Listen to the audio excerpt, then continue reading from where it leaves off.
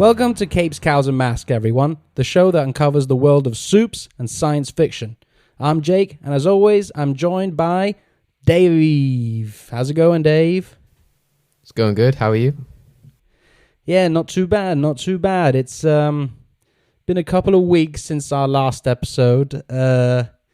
If you listen to that episode, we did obviously a heavy political and superheroes episode at the time of the election, and Yeah. oh boy, has it been a whirlwind of a couple of weeks. Oh, I know.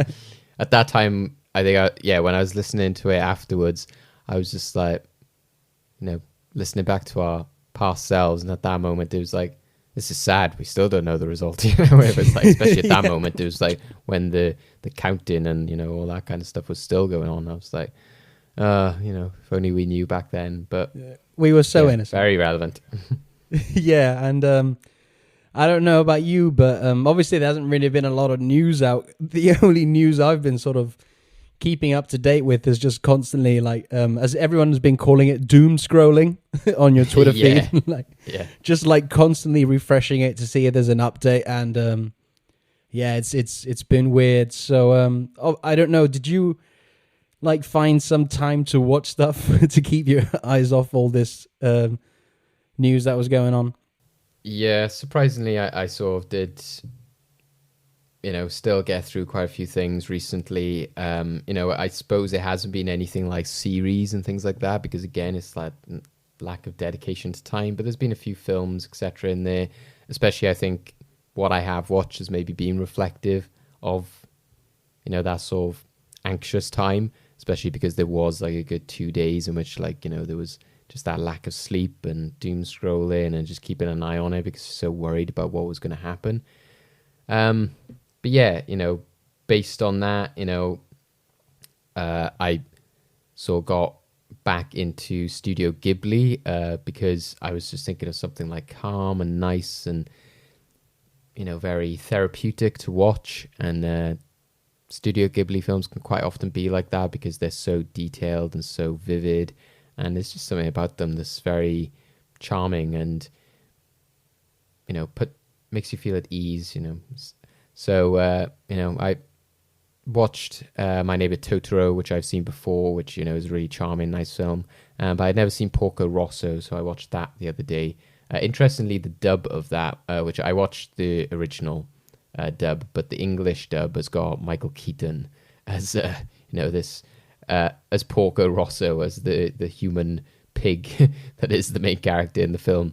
And I did flip back to the English dub one or two times just during it, just out of curiosity of what it sounded like, and yeah, it's just just strange to see even Michael Keaton in a voice role, really, because it's not something that he's done much before.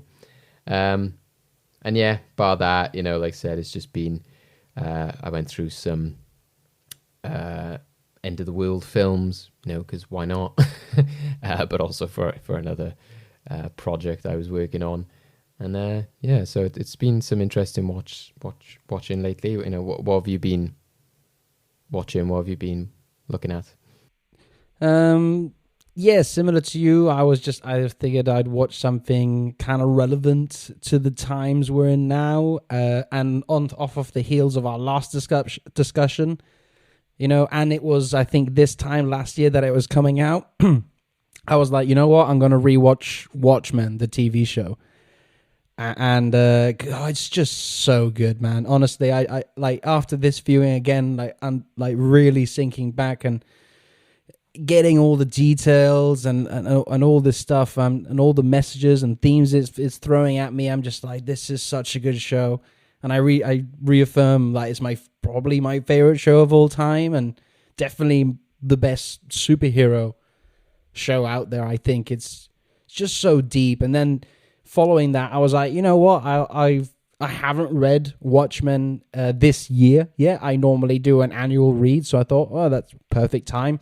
We're still in lockdown and I need something to read, so I'm rereading Watchmen, nearly finished, and finding new appreciation for the book as well, because after having seen the show, I think I've mentioned before that it enriches the original source material so much in ways I didn't think possible, so I've just been taking all that in.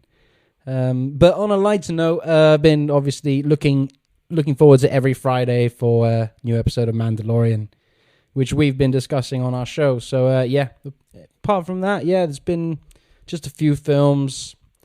I told you I watched Barbarella. Yeah, on I was Amazon. scrolling through our texts earlier, and I just saw like sex parody, and I was like, what? I was like, oh yeah, it just seems so weird to see that there. Like, Honestly, it was one of the weirdest films I've ever seen. But I couldn't take my eyes off it because it was just so ridiculous. I can understand why it's got such a cult following. And I did enjoy it for what it's worth. And I think it's like Marmite. You're either going to hate it or you're going to love it for its ridiculousness. And people, please watch it because you just got to watch it. So yeah, apart from that, an event, up towards the end before we started recording, just instead of doom scrolling, I was joy scrolling with the rest of the world. Well, not all of the world, but a big percentage of the world happy with the US election results. But without getting too political, to bring it back to pop culture, I loved all the comparisons to the celebrations at the end of Return of the Jedi, specifically. You also had other people, with the celebrations of like Hunger Games and Harry Potter and stuff like that. But it was Return of the Jedi that was just going wild on Twitter. And again, I think we've made it pretty clear where we stand politically, but it was very much the fall of a tyrant and hopefully a new beginning. So yeah, it was nice seeing that on Twitter for once. A bit of positivity. Yeah. Like I said, if for listeners at home, if you haven't checked it out, definitely go have a look at that last episode because it links in with what you're saying. Even though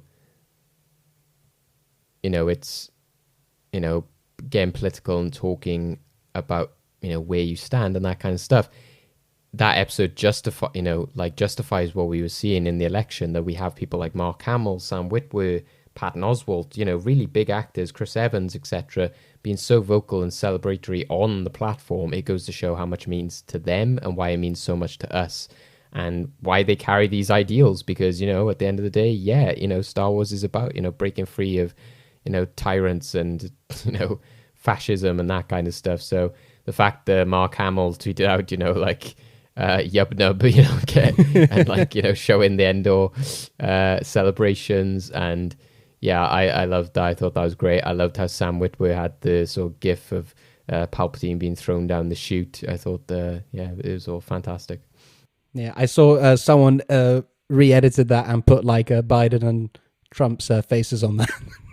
Yeah, there's a great video from actually a few years ago, I think, when they first started taking on Trump, and it's the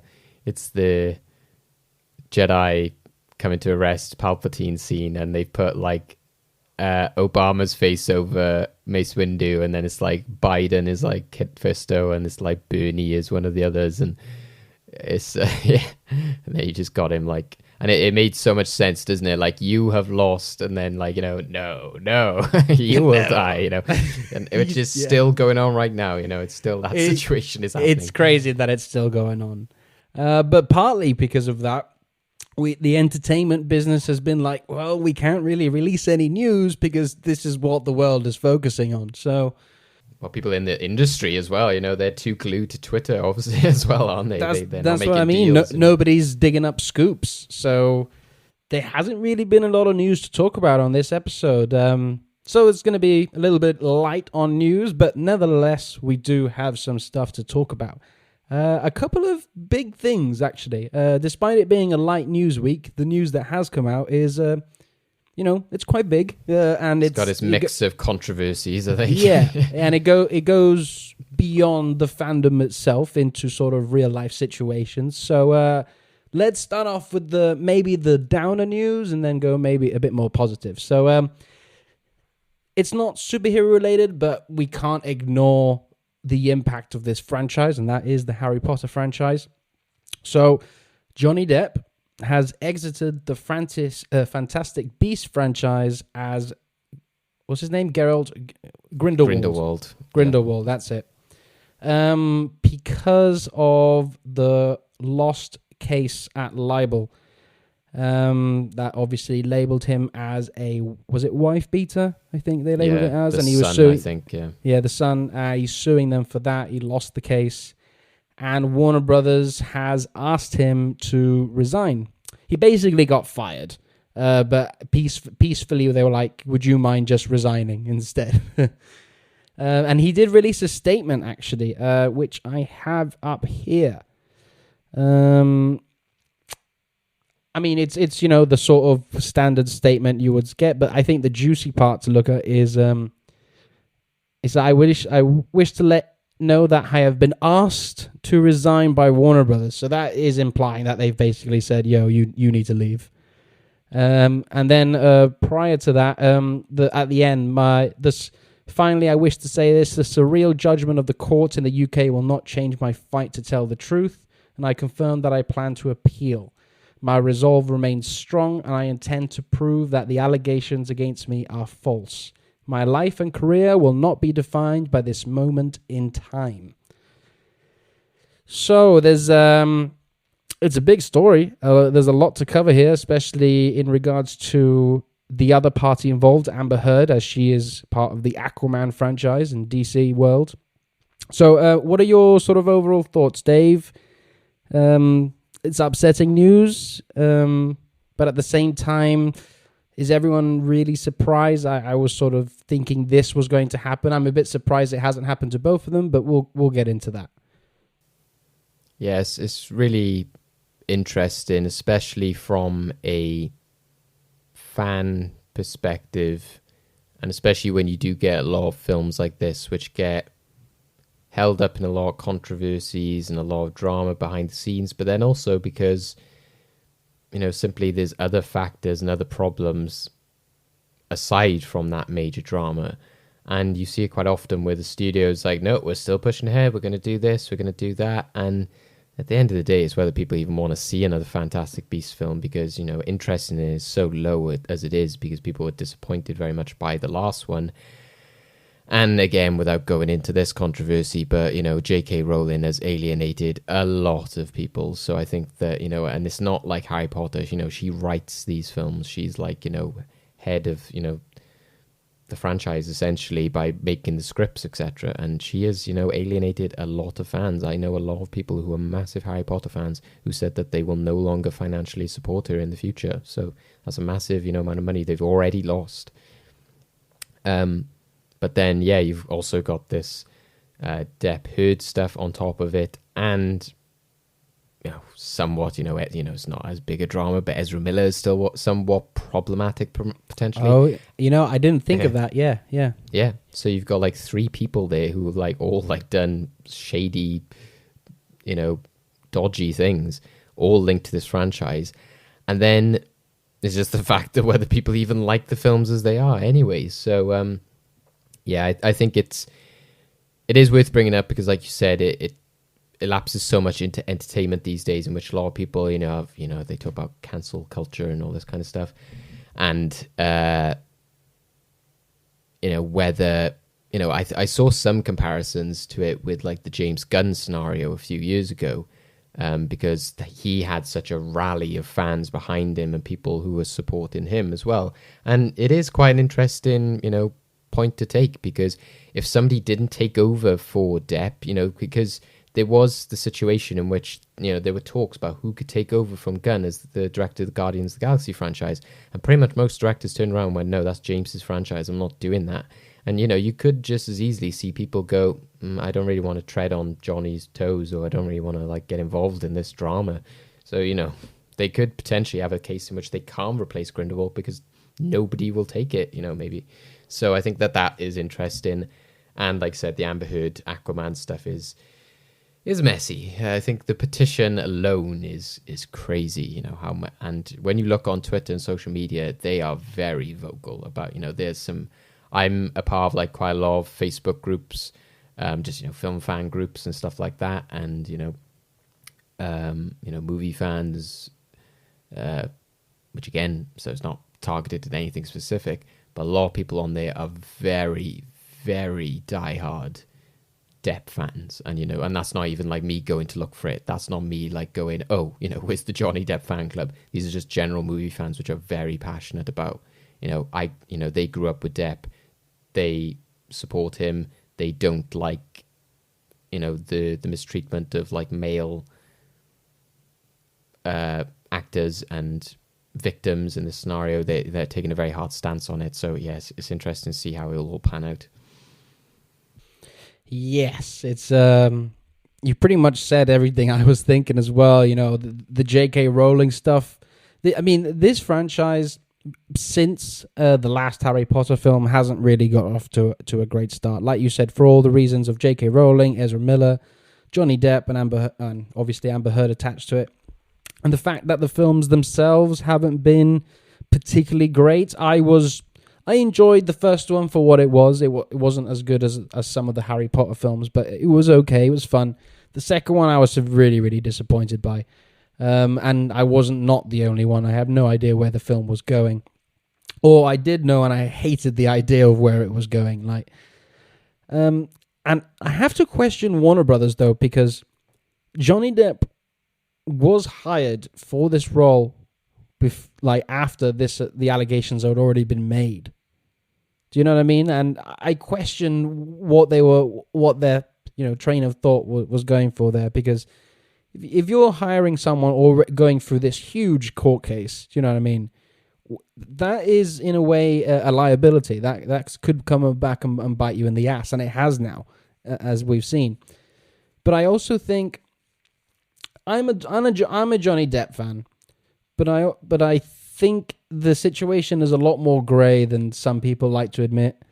From what I've seen, and I don't know the full situation, because I do think there's a lot of lies from both sides here, from both the Depp and Heard situation. I don't really know who to believe. And from what I can gather, I think they've both done horrible things. I think they've both been, in a way, as bad as each other. I'm probably lean towards Depp a bit more just from the information I've seen, but I can understand some other people maybe siding with Heard. That's just the way things are with these sort of situations. But at the same time, I have to remain sort of centralist and think, okay, well, this is the same company, Warner Brothers, two huge franchises. If you're going to get rid of Depp, I really do think you have to get rid of Amber Heard as well. That's just sort of my stance on it.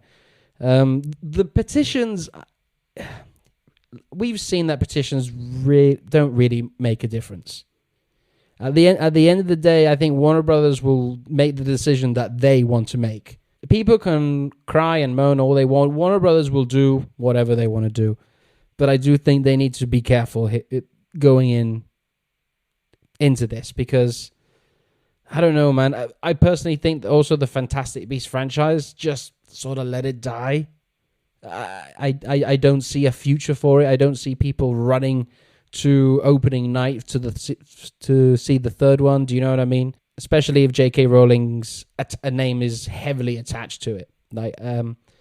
So I don't know. In regards to if they do go forward and who takes the role, well, we do have a bit of news that apparently Mads Mikkelsen is in talks to take over the role, which when I saw that, I was like, yeah, okay, I could definitely see that. He always plays a good villain.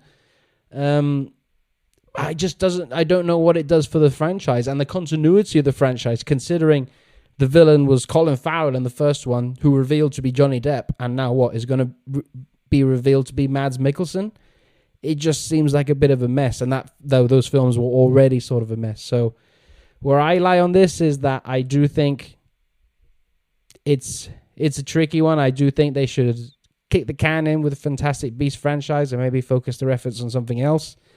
And to not seem biased, Warner Brothers need to act on the Amber Heard situation quickly as well. Whether or not they fire her or not, they need to release some sort of statement. Yeah, I think so. And I think that, personally, I found the last Fantastic Beasts, like you said, it was problematic. I enjoyed aspects of it, and I like the idea. It's we go to a different place each time. We learn the different magical cultures, of the world, and I think that that's a good trope to have. I was always a bit skeptical of having this sort of Dumbledore, played by Jude Law, which I was never a big fan of. I thought that they could have had a better actor for him.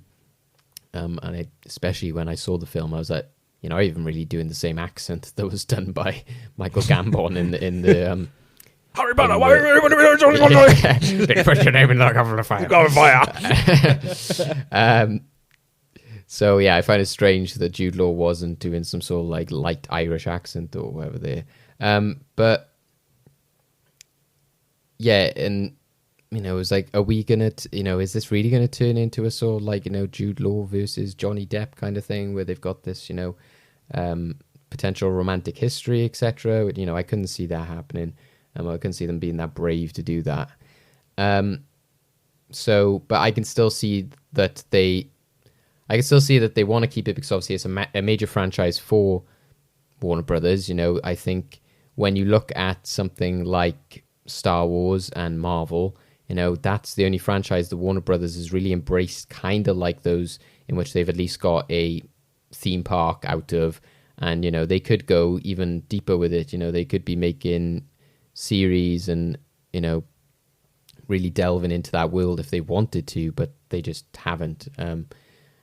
And I think that a lot of it is just to keep the rights of Harry Potter, so they just need to, it's kind of like when I think recently, like they said they might remake Scarface or something like that, and it's just because the studio needs to keep hold of the rights to Scarface, so they might not even particularly want to make a Scarface remake, but they just need to do it so that they can keep hold of the rights to the story. And it's the same with Harry Potter. And so I think that, yeah, I'm with you in that, like, I think they both were responsible, I think. And with things like this, unfortunately, and it's the same with a lot of these kind of situations, I'm not commenting too highly on it, but when it's like relationship stuff and like, it's very messy because things are messy in relationships.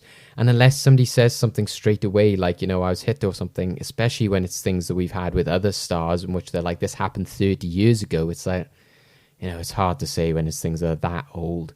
And you said, I think that we've had a history of, I think even Jeremy Renner had a bit of trouble with it like a year or so ago. There's potential of whether he was going to be in the Hawkeye series. And, they've continued to employ people like Kevin Spacey, Bryan Singer, people who had accusations, but, they didn't take them quite seriously. And I remember when Fantastic Beasts come out, everyone was like, how dare you? How could you have Johnny Depp after everything they said? And then it's just crazy that, like, now we're here, like, 2-3 years later. It's a complete 360 for some people who are like, how dare you fire him? Like, all this. And again, like you said, I think everything that's come out has just gone to show that they're just a toxic couple. They shouldn't have been together, and they were both clearly violent to each other. And I think that's what was the unfortunate thing. If Johnny Depp had just stayed quiet and maybe hadn't had a court case, then it probably wouldn't have happened. But it's just because in a court scenario, it's a libel case. It's not a abuse case. It's not saying like, has Johnny Depp abused Amber Heard? It is, was the paper right to say that he is potentially a wife beater? And when he has said in court that I got drunk and I get quite angry, then a judge can't really say, well, I can't say with all honesty that you definitely haven't abused this person. That is the problem. It, in a court of law, it has to be, if there's any question, that's not true, or it definitely isn't true. But I don't know. It like I said, it's a libel case, so it's whether the Sun is in the right to say that, like it's libel, it's like J. Jonah Jameson in Spider-Man, isn't it? That's slander. No, slander is spoken, as printed as libel.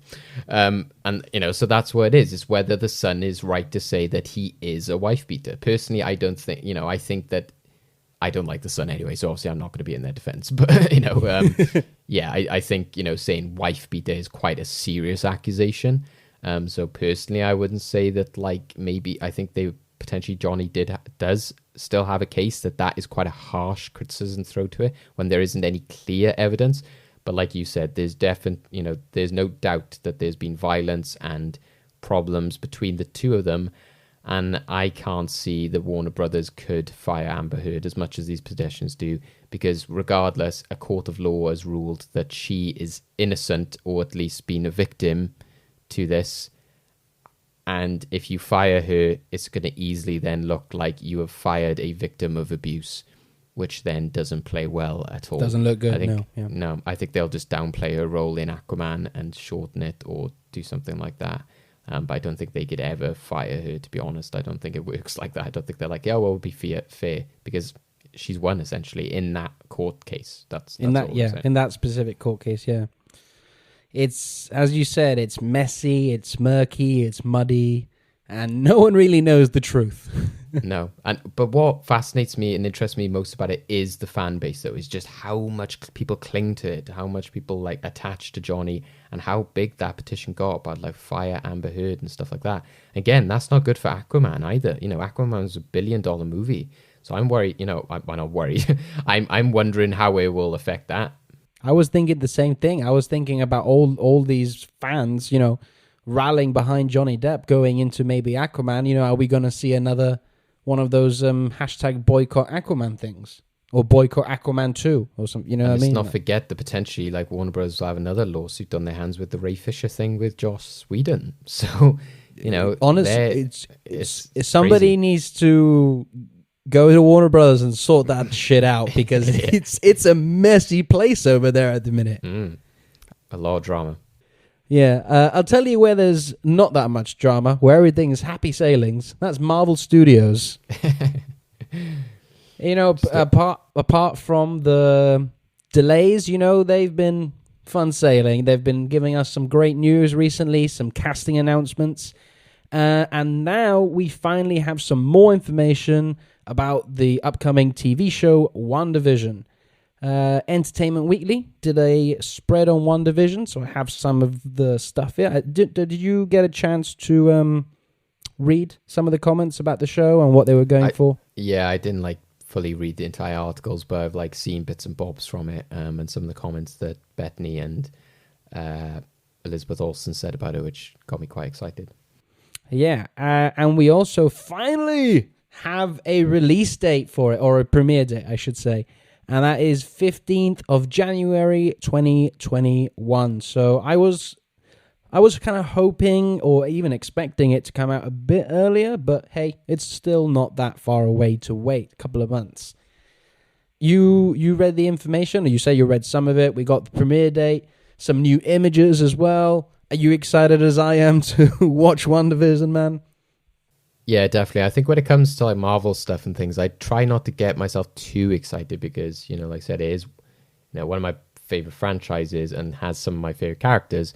But I'm always like, well, like I said, COVID has been a testament to how much I'm willing to wait for certain things. I'm not one of those who's like, I need it right now. You know, I'm usually somebody who's like, I'm willing to wait. You know, when we were young, you know, we had to wait like years before, you know, the next Spider-Man film and that kind of stuff. So yeah, you know, I don't tend to try and get myself too pumped up because, you know, I'm just, you know, otherwise you just get too excited and your expectations become too big.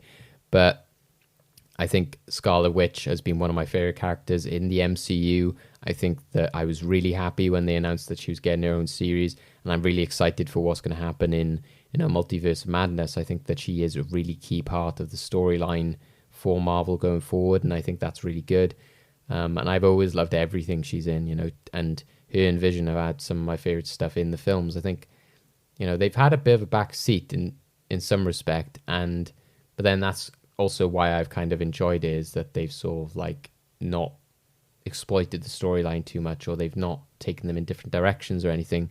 They've sort of kept true to the kind of origins of the characters, and all along they've been played really well. But yeah, in terms of the release date, I'm not surprised. I expected it to be around that time because you got Mandalorian. My friend Steph said to me, you know, oh, I think this would be great. You know, we could get it in December. And I'm like, they're not going to clash with Mandalorian. He was like, no, it could be, because it could be like one show at the start of the week. And I was like, no way. No way are they ever going to do that, because it's counter-programming and it's a pandemic. Disney Plus is going to want to stretch out their subscribers as much as they can.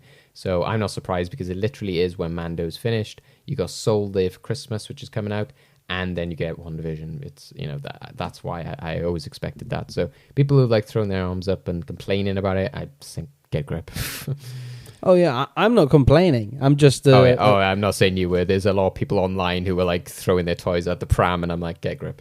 I was close. I was kind of predicting January 1st because Mando finishes December 18th.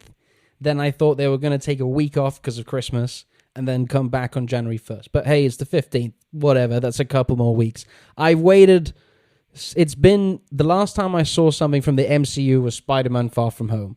So that was July last year. So I can wait a little bit longer. Exactly, yeah. And how mad that this is the first thing we're getting from the MCU. You know, by this time we would have, potentially had like 3 movies and another TV show. It's strange how WandaVision is now the introduction to. I know we would have had Black Widow, Eternals. Eternals. Yes, it was slated to come out in November. Yeah. We would have actually already seen it by now. Yeah. And also Falcon and Winter Soldier. That's because that was meant to be the first show. That was meant to come out in August, I think. But obviously that got delayed. But WandaVision, for some reason, they were already well ahead in production when the pandemic hit. It was also said that they used some of the technology that Jon Favreau is using for The Mandalorian. And from what we've seen, that seems like a really efficient and safe way of making content at the minute.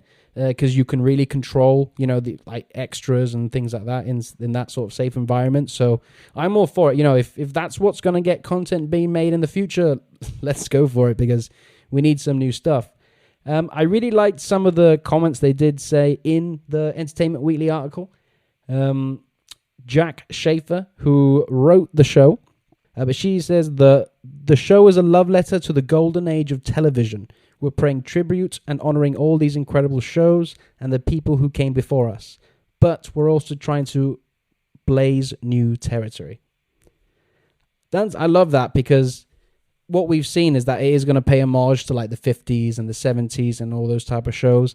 Even Elizabeth Olsen said that going back on these type of sets, it reminded her going on the sets of Full House, which was fun.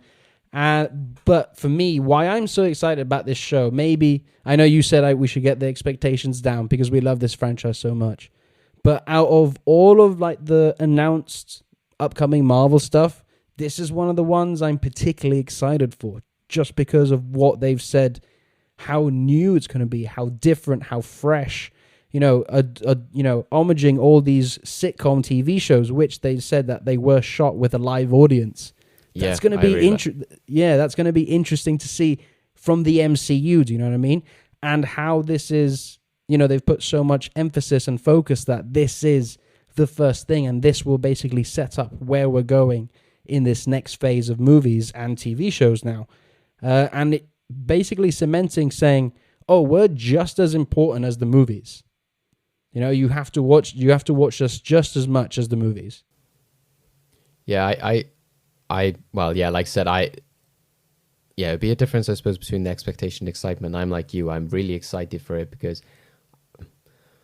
I love Scarlet Witch as a character. I think her powers are really interesting and really cool. And yeah, I'm really excited for how it's going to change, the MCU as a whole. But like you said, it's just that creative choices. The MCU has been a lot more safe than, say, like DC, etc. And so like the style and way they do things. So it seems like these TV shows are a way of them experimenting a bit more. And what better way to do it than something like that, which seems so different and so crazy. And I think the pictures were like testament to that, weren't they? I loved some of the pictures that they released, like Vision and Wanda in like the 2 single beds. I thought that was like really fun. I don't know if you saw that one where they have like the eye masks. And there was one with like Scarlet Witch was sort of like in that like white fur coat. And yeah, she just looks amazing in the role as well. Like the hair and makeup department done a fantastic job as well of making her like really like come into her own as the character. Because I think she kind of used to look a bit like teen Scarlet Witch, but now when I look at her in some of these images, she looks like the comic book character without the whole. Well, obviously she does have the headdress thing and the Halloween sort of costume thing, but apart from that, she seems to have that like large brown hair, whereas again in the other films she's always seemed a sort of like younger, more cool version of that character. Yeah, she's she's coming into her own as a character. Do you know what I mean? And I understand what you mean, that they sort of, her and Vision took a back step in the movies, because the sort of focus was obviously on the main Avengers, Tony, Steve, Thor, and Bruce.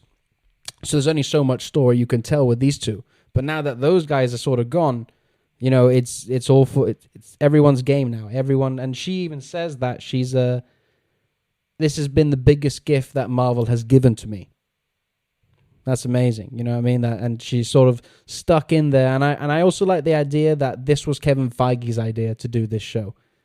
Yeah, you gotta love Feige's, like, you know, control over everything, isn't it? Again, and that's what they don't have in DC and stuff like that. He's like, yeah, no, I'm gonna take credit for this. This is my idea, like, you know, which, you know, is great. And I think they also filmed it on like some of the sets that they use for some of those classic sitcoms, isn't it? So like the house and the exterior, I think all of that adds to it. So yeah, it looks really fun, and I'm really excited for what they're going to do with the role, because I think it's a lot of the themes and like that's why a lot of people love the character as well, isn't it? She had that great moment in Endgame, you know, like you took everything from me, you know. It's just like, and you know, he's like, I don't even know who you are. And Infinity War, she had a big part in Infinity War as well. Yeah, my favorite moment of her, and I hope that we get this aspect of her character. And it's one of my favorite lines in any of the MCU films, is the moment in Civil War when Hawkeye comes to rescue her from the Avengers base, and she takes down Vision. Yeah, she's trying to keep him there, and he says, you know, people will always fear you, and she says, I cannot control their fear, only my own. And I remember being in the cinema and being like, damn, that's a good line. It's just like, it's so encapsulates her as a character, especially at the end of that movie where you literally just see her like chained up and like, so like, oh my god, what's she gonna do? So I hope that we get that aspect to her character as well, is that idea of like, I can't control what other people like a fear of me, I can only control my own powers. And I think that's going to be a lot of her motivations for Doctor Strange, etc. And to tie into that, like, that theme is a quite a, you know, relevant theme in the X-Men. Yeah. Do you know what I mean? And like I've said, I think she is almost the gateway to mutants in the MCU and how they get introduced. That's what I meant as well, with like staying true to the orange of this character, is again not so much like literally, but like to the themes and to the central ideas of what that character is about and what they do. You know, she is kind of like a Jean Grey, isn't it? Like, I can't control my powers kind of aspect to her. And yeah, I'm just interested to see what will happen to Vision, because we all know that what happened to him. So everyone's kind of like, what is happening here? Is it all just, you know, a figment of her imagination? It's also interesting as well that I think Catherine Hahn is playing this sort of like neighbor sitcom, you know, like in the sitcoms when they have the neighbor friend and everything like that. And it's rumored that she might sort of be like a villain in it. But I love that she's in this because she's already made an appearance in a Marvel property. Do you know what that is? No. Which one was it? She's the voice of Doc Ock in Spider-Verse. So she's the female scientist who is actually Doc Ock. So I just loved that. I was just like, oh, this is like, so if she is a villain in this, it's like the second time she's playing a Marvel villain. Obviously, she's not like technically been in the MCU twice, but she has played like two Marvel characters, which I think is fun as well, because she does a great job in Spider-Verse. Yeah, and we've also got the character Darcy returning from the Thor movies, played by Kat Dennings. She's also going to play a role in this. Yeah, I'm interested to see how she, you know, well, like I said, whether, I think Sword is in this, isn't it? Is this? I think some set photos have shown that they have like Sword logos on their suits or something in some of the things they've been shooting. So potentially we might see that start to be introduced as well now. Well, January 15th, I'm so excited. Something to look forward to. Do you know what I mean? Yeah, definitely. We've been lacking on things to look forward to, especially with lack of cinema releases. Speaking of lack of cinema releases, let's go on to our next story and final story of the day. And that is Warner Brothers again, causing trouble. And that is they are contemplating what to do with Wonder Woman 84. As of today, it is still scheduled to release on Christmas Day this year. But they are deciding whether to go ahead with that date and then quickly after it's released in cinema on January 25th, release it onto HBO Max in January, or delaying it to the summer of 2021. Again, it's not major new news, really. We were kind of expecting Warner Brothers would have to make a decision very soon on what to do with Wonder Woman, because after, I think, last week, some more studios pulled some films off. Yeah, I think all the Fox ones have gone, I think, now. Yeah, Free Guy and all that. So it is literally just Wonder Woman left, whether or not it will release this year. All by myself. So what do you make of this, man? What do you think they should do, but what do you think they will do? I suppose in 2020, anyone saying what they should do is a really hard thing to call and say.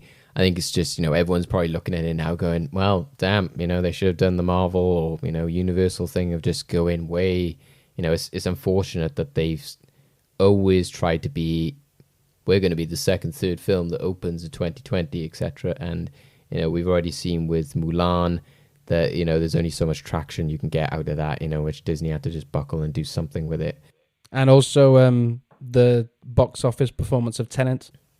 Yeah, exactly. So I don't know. I think they could potentially get away with a delay, but the problem is, again, like Black Widow, they were able to just go like, forget about everything you've kind of seen, and it just went off the radar. But the problem with Wonder Woman is they were a lot more aggressive in their campaign, and we had DC fandom, which obviously when we did our episode about that, we were like, oh yay, content, so many trailers, so great. But in a way, that's actually been quite a thorn in their backside now that they're actually like, oh, I wish we kind of didn't release that fandom trailer now, because they are potentially in a situation now in which, they've shown too much. They've got people too amped. I can't really see that you would be able to like delay it again until the summer, because it would be like Black Widow, etc. It would just be like, okay, yeah, we now forget about that film, forget everything we've seen.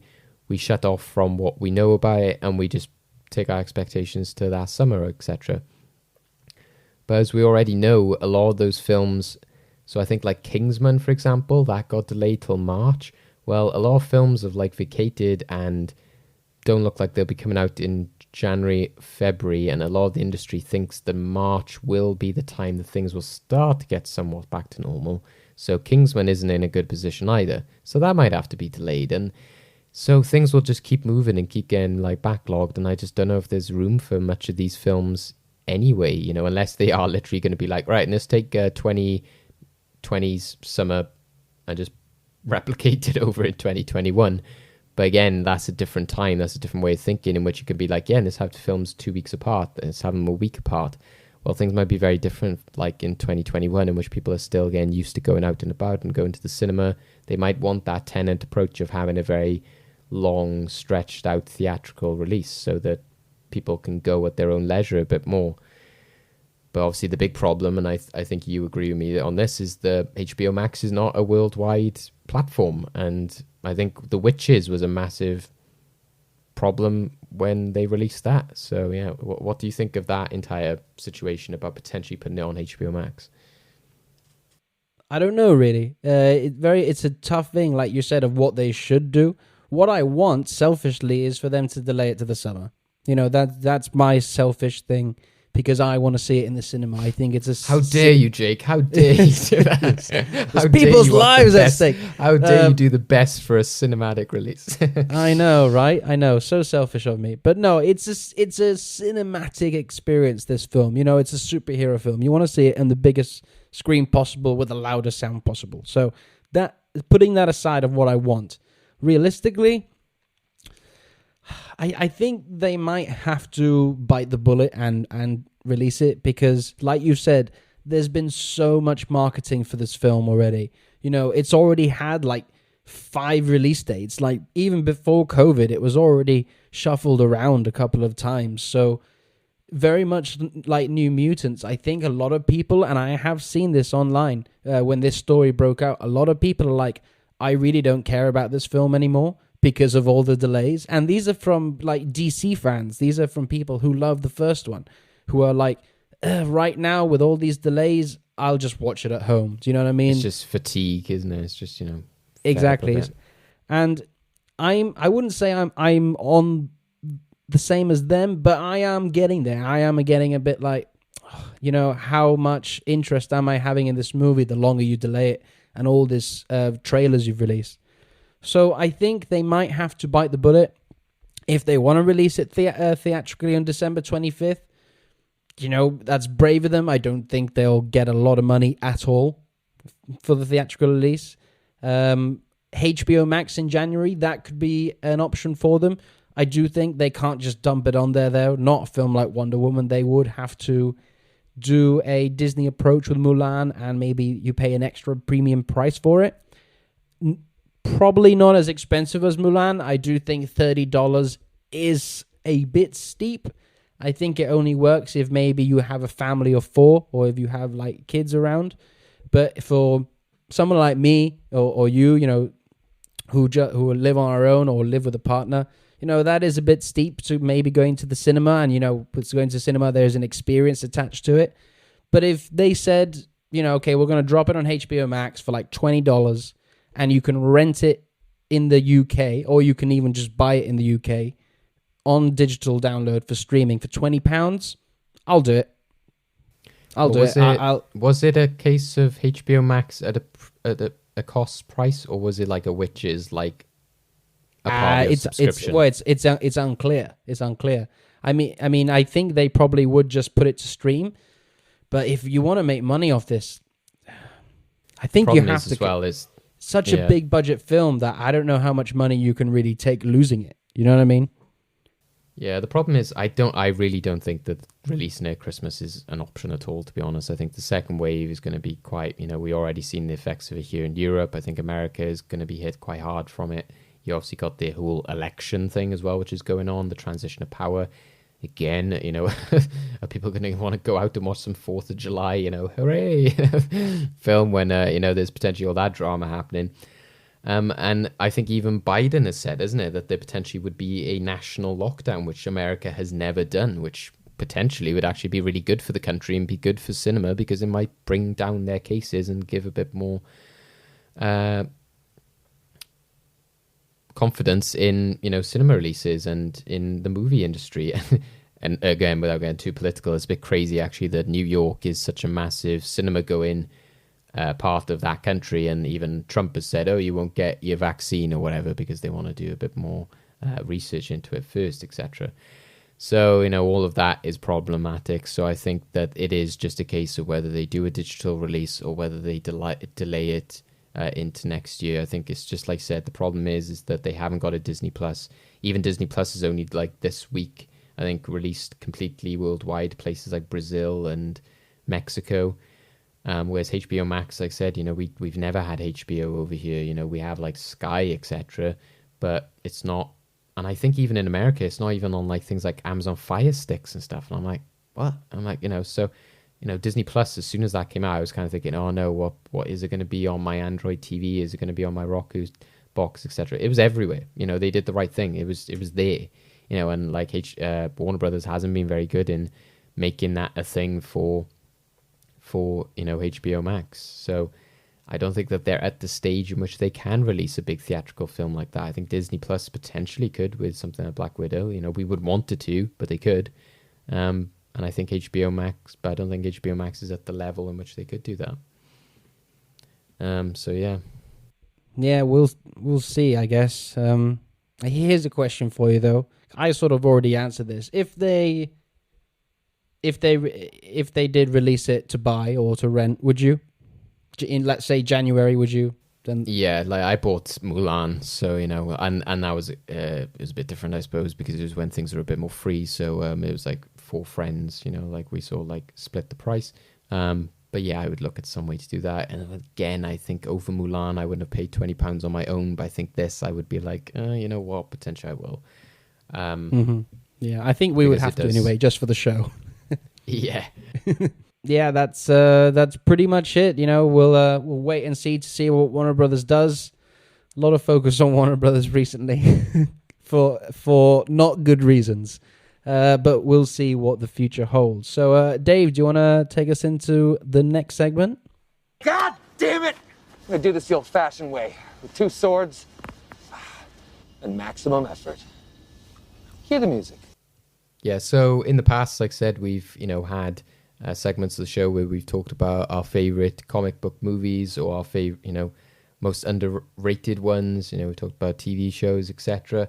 But we thought now that, especially as England has just gone into a lockdown, we're just coming out of a firebreak one here in Wales, but, we're still feeling the restrictions. We're still staying at home just to sort of be safe. It's, a good chance to talk about, superhero music, the themes and the scores that often help us, especially when we're working. A lot of people who work from home, even before COVID, would use film scores and soundtracks as a way to motivate themselves, or as a good way of having background music without something that's too distracting, like with vocal songs, etc. And quite often, superhero music works quite well as being inspirational or something positive to have, or just get you in a sort of good mood. So yeah, I thought it'd be a good chance to talk about some of our favorite superhero scores, some standouts, and some scores that can help you during lockdown, especially if you're, like I said, working from home, or you just want something different to put on in the background. Something I've written about before, and I think it's quite interesting that it is I think it's a growing interest of people listening and being more interested in scores, especially when you've got people like we've talked about before, Ludwig Göransson, Hans Zimmer, all doing more experimental, different things as well. So, and sort of more, Junkie XL, they're more overlapping, aren't they, with sort of pop music and different styles, etc. So, what was your thoughts, Jake, on some, when you think of what are the go-tos that you immediately think of a superhero score that you'll put on in the background for when you're doing work, or when you need some time to unwind and you don't want the pressures of somebody singing in your ear? Yeah. It's funny because since the first lockdown happened back in March, I found myself listening more and more to not just superhero music, but in general, film soundtracks. Just because, I don't know, they just put me in a nicer mood in these trying times, with inspiring themes and motifs and all this stuff. I've always been a huge score guy. I come from a music background. I used to make music and stuff like that. So I've always loved the score, and probably out of all my sort of film friends, maybe apart from you, Dave, I've always been the score guy. Everyone else likes different aspects of films, but for me, score's always been a big part of it. Probably started with Star Wars, I'd have to say. But then as I grew into comic book stuff, it definitely the big themes. I think for me, it's different to how I'm feeling, but a good soundtrack, if I just a score of one movie from start to finish, is Man of Steel by Hans Zimmer. That's one of the greatest soundtracks I have ever heard. It's so heroic, inspiring, and also at the same time, during the action sequences, it's epic and big and grandiose. Hans Zimmer manages to implement this sort of sci-fi soundtrack with all these synthesizers and stuff, with grandiose, epic superhero style music. Originating from John Williams. But he decided, I'm not going to do what John Williams did. I'm going to make it my own. And, there's an argument that could be made for a lot of people as well, will say that the Superman theme of Man of Steel resonates more with them than the original John Williams one. And I might be in that camp. I love this score so much. And there's some really nice somber pieces that great for relaxing.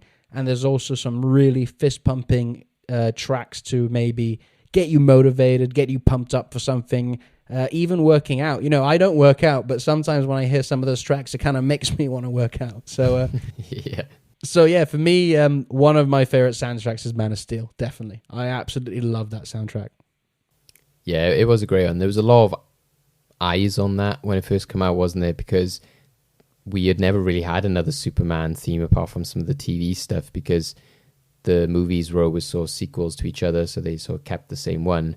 And then even Superman Returns, again, used the same theme because it was going along the same sort of continuity. For me, I think one of my favorite composers, especially of recent years, I think that he's made some massive strides in the industry, is Michael Giacchino. He is a fantastic composer. I really like what Scott Derrickson said about his Doctor Strange soundtrack. He said that Giacchino is doing what good scorers do, which is he is not just creating music that supports the images, he's adding a third element to the movie. It becomes something new with his music in there that it didn't have with temp music, which I think is great. But yeah, Giacchino for me, I think, he definitely came in all guns blazing with the Incredibles soundtrack. Like, what an absolutely fantastic piece of music that is. I think that adds so much to that film, and I already love that film. That's one of my favorite superhero and animated films ever.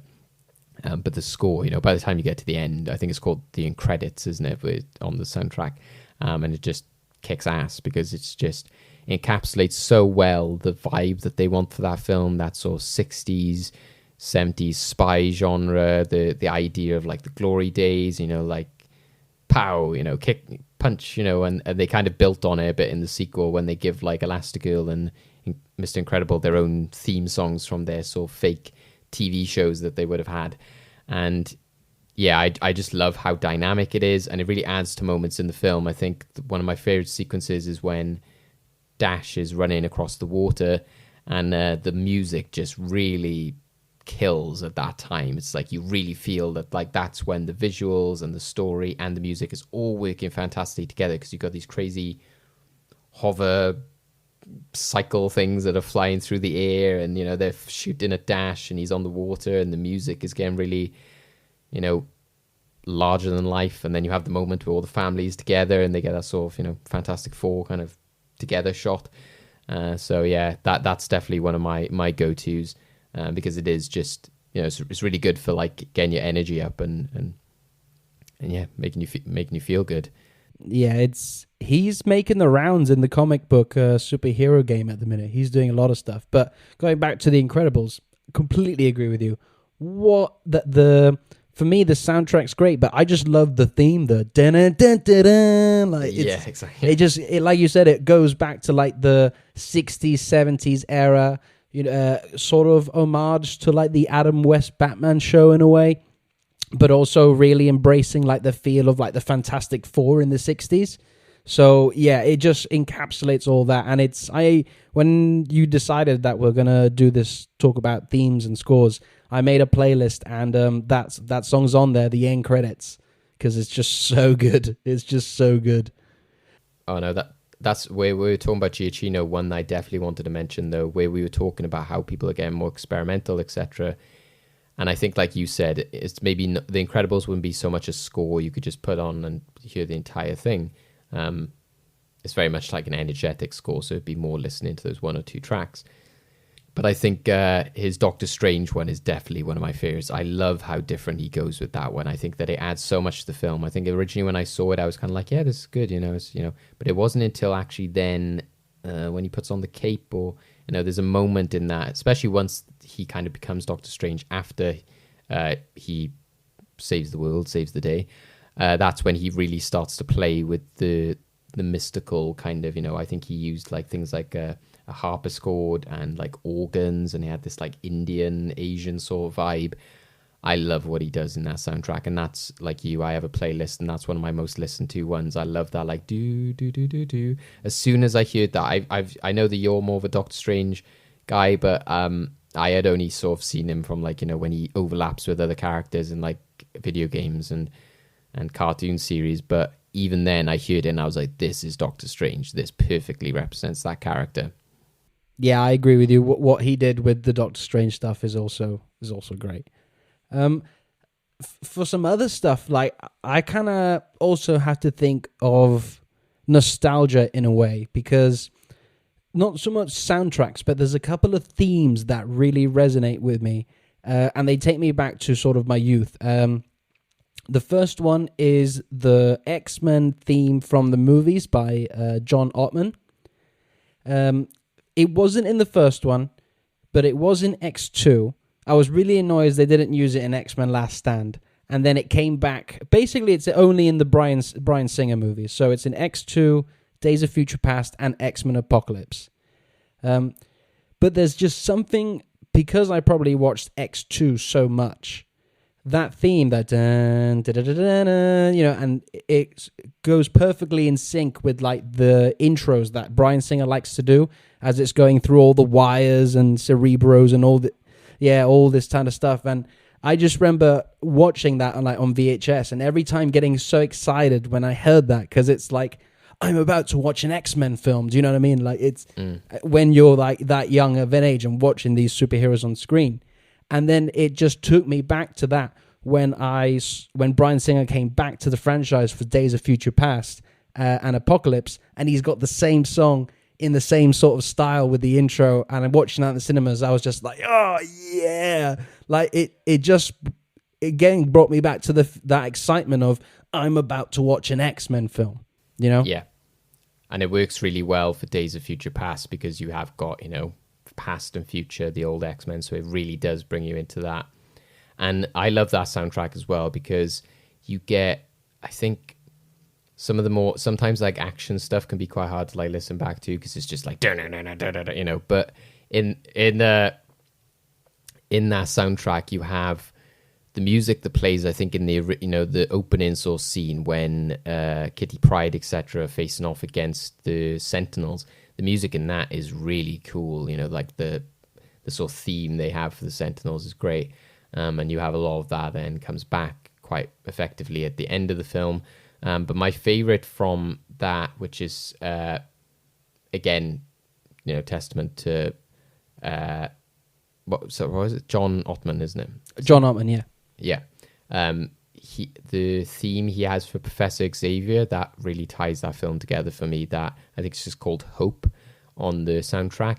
And it's a really calming, really nice theme to have. And it really perfectly encapsulates that, just the character of Xavier, you know, when you see his progression, because that plays mainly when you have the connection between old Xavier and young Xavier. And he's sort of looking at like the school and thinking of like the kids and stuff. And that's a really like tender, nice moment, which sort of slows things down and has this really touching sort of soundtrack. Yeah, I love it so much. What else have you got, Dave?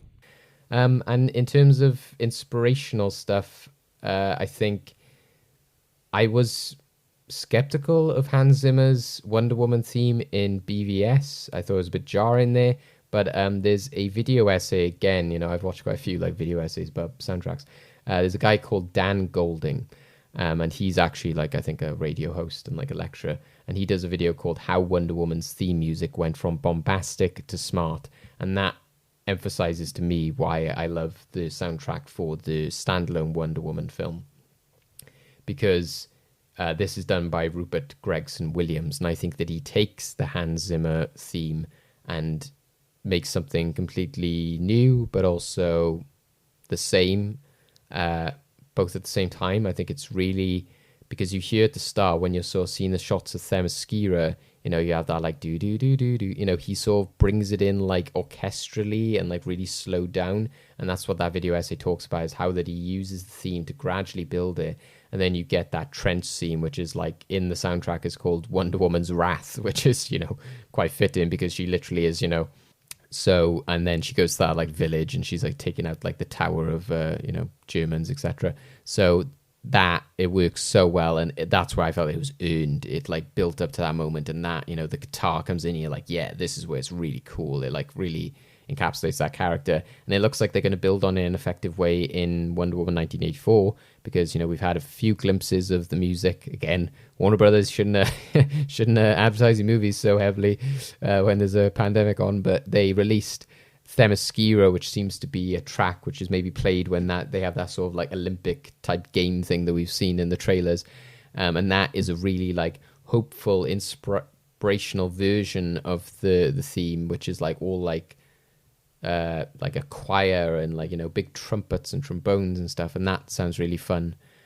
So yeah, I think that is another great one. So I think again, Rupert Gregson Williams, but also Hans Zimmer for the Wonder Woman theme. I mean, I will disagree with you in that hearing that the first time in BVS, I love it.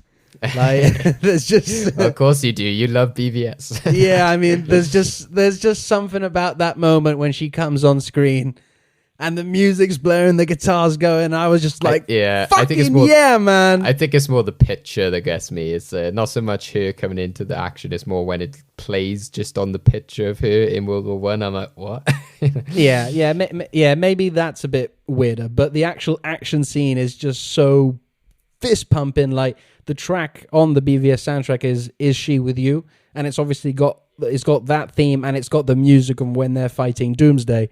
And that's one of my favorite tracks on the album because it's just Hans Zimmer at his most epic. Like it's insane. I went back and listened to that after seeing BVS. It was like, you know, so I did love it. I think it was just, again, in the context of the film, I was unsure, but as a standalone thing, I did love it as well. Yeah, it's great, man.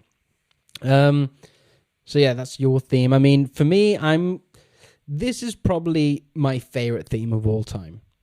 And I was thinking about this, like, what is my favorite theme? Like, what one do I just resonate so much with? And it was pretty obvious when I found out that my girlfriend has this song as her ringtone when I call her. And that is the Batman theme by Danny Elfman. Nice. I have to admit it's just so epic. That and the rolling drums and stuff. Yeah. Again, it takes me back to my childhood of watching the original Batman movies with Michael Keaton, the Tim Burton ones. And then obviously that theme was transcended into Batman the Animated Series, which is probably arguably my favorite piece of superhero content out there. So you can understand how this theme, I grew up with this theme, do you know what I mean? And for the longest time ever, this was the Batman theme for me. Like, even if I saw other animated movies and stuff and they maybe adopted, and I still loved what Hans Zimmer did with the Christopher Nolan movies. I do love his Batman theme for that one. But there's just something magical about what Danny Elfman did with this theme in the era of, 89, early 90s. And it matches Tim Burton's filmography so well as well. Do you know what I mean? This sort of gothic, weird type of vibe that he's got going on. And to this day, I can't help but whenever maybe I see something, if maybe I'm like in the supermarket and I see they're selling something of Batman, I go, it just comes out of me. And it's probably my favorite theme. I resonate with it so much. Yeah, I think it's a good point, like I said, because themes are really important. I think that's where they sort of missed the mark with maybe, like I said, things like, like you said, Hans Zimmer does a great score for the Christopher Nolan films, but can anybody like hum or sing like, the Batman theme from that? He does, there's not really like there is, but, I think it lends itself more to the actual like story and film as a whole. It's not like this is the Batman song kind of thing. Whereas like that, like you said, it seems like, you envision him getting in the Batmobile driving along. So, yeah, and I think Danny Elfman obviously does great work on Spider-Man as well. I love what he does there. I do find it a bit hard to differentiate a bit because you have had Batman before, so you're kind of like, he's kind of doing some of the same things he did with Batman, potentially better. I do love that Spider-Man theme and soundtrack. It is on my list.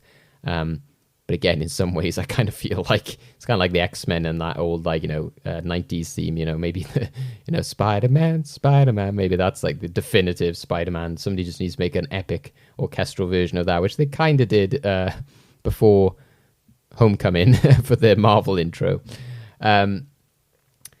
But speaking of Danny Elfman, actually, one of the ones that I go to a lot is one of my most listened to. And this is a really underrated one, and not many people like it as much, I think, because of the main theme. But I actually really like Danny Elfman's take on the Avengers theme for Age of Ultron.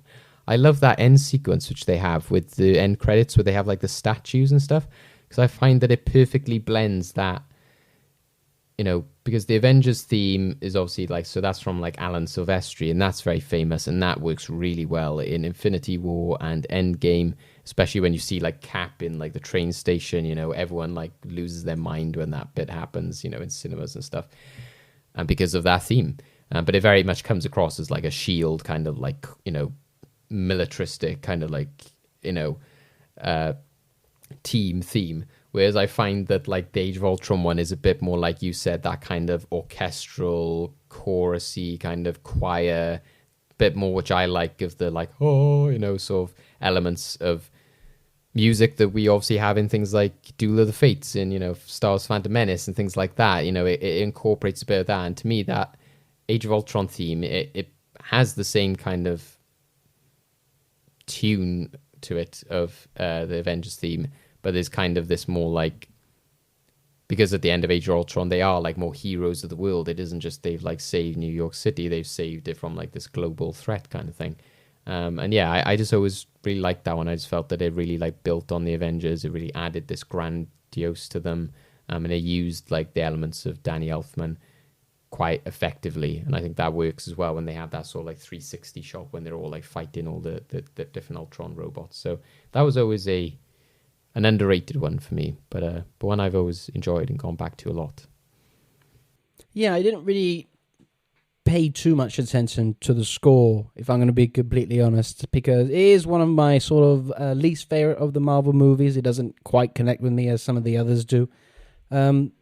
But I think it's a collaboration with that one. I think Tyler Bates potentially does a lot of the score for it, but it's just that they brought in Danny Elfman to do that main theme. So he doesn't do a lot of the entire soundtrack, but he just does that sort of kind of like how he did for Justice League, I suppose. Like he comes in and does certain aspects of it. So he did like the end credit music. To talk about when we have got like a big Avengers, this big climactic scene. Another one I just want to point out is from Alan Silvestri is Portals from last year. I think that is a fantastic piece of music. Like, man, like, if the tears weren't like welling up from like, the entire like Cap on his own, just facing off against Thanos, and then the like to your left, all kind of stuff. But then to immediately have that come in afterwards as a piece of music with Black Panther and everyone coming through all the portals and like, the chant that they're doing, and yeah, it's just fantastic. Yeah, man. Well, we've talked about a lot about like inspiring and hopeful sort of fist pumping themes, but I want to go to the dark side a bit, because sometimes and throughout this year, some people, we've been a bit angry at times, we've been a bit antsy. We might want to let that steam off a bit, so let's go see the villains. Do you have any like favorite villain themes? I suppose it's hard to think of like an actual villain theme, but I know one that we sort of noted down is obviously we love Ludwig Göransson, and his like Killmonger theme is fantastic. Oh yeah, I was going to bring that one up because that's just gold. Yeah, and I find it hard to find the Black Panther one as like the Black Panther theme, because it's so celebratory of just Wakanda as a whole and a concept and all the characters. So I think there's a fantastic piece of music just on its own for that, rather than just the Black Panther theme. But that music that plays when he... But what's the music that plays when he... is it when he sees his father, when he goes into the... What's that place called with the... the astral plane, yeah. That music is beautiful, yeah. I was going to say, is it astral plane or is that Doctor Strange? And I was getting mixed up with alternate realities, etc. So when he... the ancestral plane. There we go. Yeah. So yeah, when I think you see a flashback to him speaking to his dad and stuff, that music is just brilliant. It's just, I don't know, just so powerful. Something about it which is really raw and emotional. It's fantastic. For me, I loved his actual like main villain type of theme when there's this amazing shot when he's already defeated T'Challa in the fight and he's walking towards the throne, where the camera's sort of like tilting upside down, and you got the theme playing, and it's just this incredible like little flute or something over this hip hop beat, and I'm a big hip hop fan, and you can really see that as it's pretty obvious, this film is a lot about black excellence, and hip hop is so tied to black culture. The director Ryan Coogler being a big hip hop fan, and Ludwig himself being a hip hop producer. And what a lot of people don't know is he actually produces all of Donald Glover's albums as Childish Gambino. Yeah. So you're getting all these influences into something that I just think you see it and you're like, that just fits so perfectly. And at the same time, it's so fresh, so original, something I've never heard before, especially in comic book films. Yeah, I think that. I think to me, I'm still waiting for like a great actual villain theme. In the same way that you get the Batman theme, the Superman theme, etc. I think but I did just think of one mind though. The Magneto theme in First Class, that's by Henry Jackman, who also does the Winter Soldier and Civil War music. That is amazing. That's the one film in which I'll be like, I'll excuse you for not using the John Ottman X-Men theme here, because the end of that film where he uses the like because they use it when he's trying to find like the Nazis and stuff. I love that theme. That's great. Yeah, there doesn't seem to be many, although one that I always go to, again, I'm going back to BVS, and a lot of people will have problems with this character, but Hans Zimmer and Junkie XL's theme for Lex Luthor is so good. Like when he's walking towards the crashed Kryptonian ship, very 2001 Space Odyssey vibes with how it's shot, and just the haunting Americana like organ dun dun like. And I remember Hans Zimmer talking about how he came up with the theme of that. And it's actually the exact same two notes that he uses for the Superman theme. They're but he's just played them in reverse. So Lex is the reverse of Superman. That's and cool. It's so clever. And when you actually hear it in context, it's just such a big evil theme, like this sort of mad scientist type of theme. And then it goes into like little violins and stuff, and it just gives off this creepy vibe that this is a creepy dude, and I don't want to be around this guy long. So that's one for me. And then another one, which I can't believe you actually didn't point out, is the Joker theme from The Dark Knight. That eerie tension. Where Hans Zimmer said he used them razor blades on the cello strings to create this never breaking tension. And he says, as soon as you hear that or it's coming in, the Joker's round the corner or he's going to make an appearance. That's a great one for me as well. Yeah, I suppose in my head, like moments like that, again, I attribute to like great in the films. But again, whether I would sort of chill out listening to that at home or not, I'm always been like, oh, God. No, it's probably not one you want to chill out to.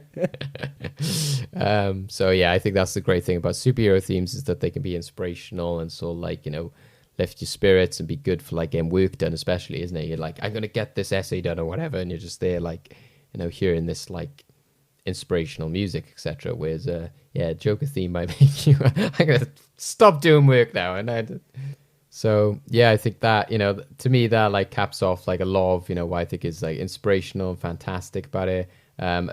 Like two others that I just jotted down as well. I think again, I talk about like Tyler Bates when I think he's helped out with the Avengers soundtrack, but he also does great work on the Guardians of the Galaxy films. As I said, those are some of my favorite superhero ones, particularly Black Tears, I think it's called, which is the combination of is it Ronan? Yeah, Ronan's sort of villains, or like, in which he's, taking the Power Stone, etc. And then you get the Guardians theme, which again comes this big climactic, anthem sort of moment as, they all hold hands and all that kind of stuff. That's great. And also Pinar Toprak, I'm not sure if I'm like butchering her name as well. Captain Marvel. Yeah, I thought she did a really good job of like that similar thing of like Hans Zimmer of being like, how am I going to make like a new superhero theme, something that's like symbolic of like this new female superhero? And I thought she did a really good job. She did something that was a bit different. She used like a different sort of like, I know she talked about how she used a unconventional sort of set of notes and keys. And I also love that moment again, if you want like an inspirational moment, is when the soundtrack comes in when she unplugs from the what's it called, the Great Intelligence, or higher intelligence, or something. Yeah, like that. exactly. Yeah. When she becomes supernova, basically, when her powers takes over, and she's like glowing, and her hair is all like, floating around. I think that is a really nice moment, because that's where they bring in all the flashbacks of her being torn down and like hit down as a child, etc. And her getting up again after every like failure. I think that's like a great piece of music to represent that as well. So yeah, I recommend that one. Yeah, another one I'd like to shout out as well is I'm a sucker for a really good TV intro. Yeah. For a lot of people, I know they skip them. I'm willing to watch the intro of a TV show if it's good.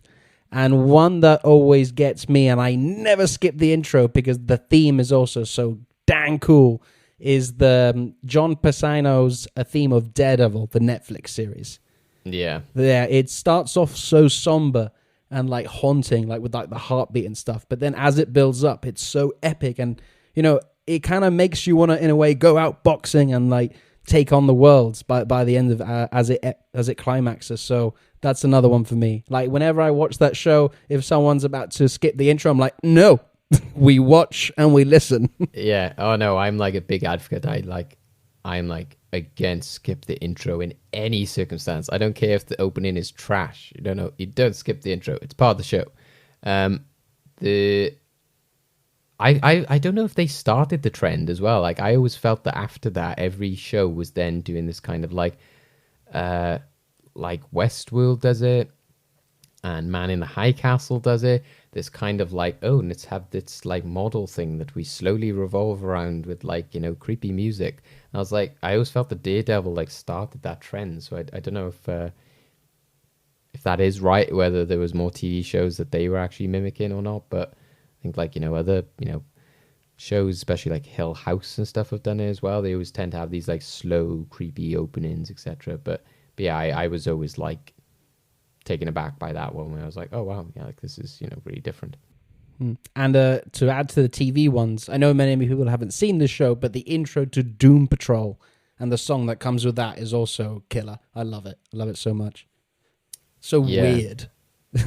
Yeah, exactly. It's important to have TV themes, isn't it? Because like something like The Boys doesn't have one, like so it's like you do miss that with certain shows, etc. So yeah, and conclusion, I think it's important to have these themes for especially superhero shows, because they get so attached to them. Do you know what I mean? You want something like that attached to your franchise, that when people hear it, they immediately think, that.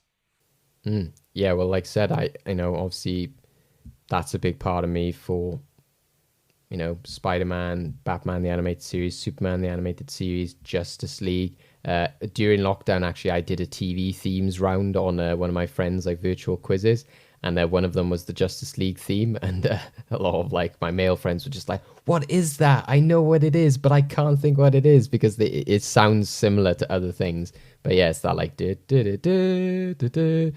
I wish they'd bring that in, not in the Snyderverse, but it'd be nice to have like a rendition of that. I think that always encapsulated the idea of the Justice League to me.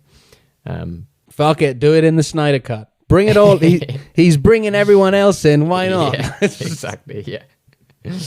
Joker just comes in, with that music as well. He's like, I'm no longer damaged. So yeah, I think definitely people can make a playlist from that one, or maybe we'll link a Spotify playlist that we put together on our socials. That'd be quite cool. That's a good idea. We'll do that.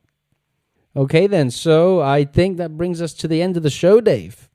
Indeed. It's again another long one, longer than I thought it was going to go, but man, we love talking about them scores. Yeah.